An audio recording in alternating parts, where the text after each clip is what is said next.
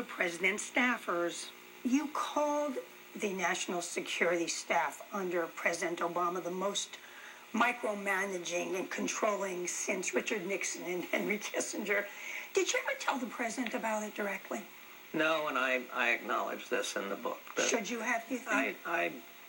Well, first of all, things don't happen that way if the president doesn't want them to happen that way. Do you have a sense that's changed, or do you think they're still running things from the White House? I actually think it's gotten worse. And then there were his disagreements with the number 2 man in Washington. You are not very flattering to Vice President Biden in this book. Actually, I think I am in some areas complimentary of him, but where I had a particular problem with the vice president was in his encouragement of suspicion of the military and the senior military with the president. You can't trust these guys. They're going to try and jam you. They're going to try and box you in, and so on. And that did disturb me a lot.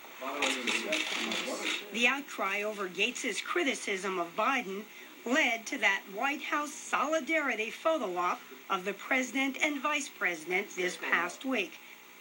Actually, Gates says he did occasionally see eye to eye with Biden.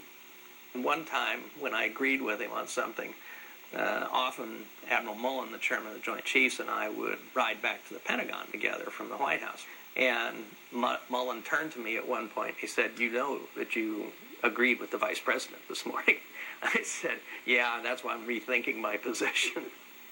As for Secretary of State Hillary Clinton, Gates says he was dismayed when he heard her tell President Obama that her opposition to the 2007 troop surge in Iraq had been political because she was facing him during the primary season. But Gates also has high praise for Clinton, saying she became one of his closest allies in the administration.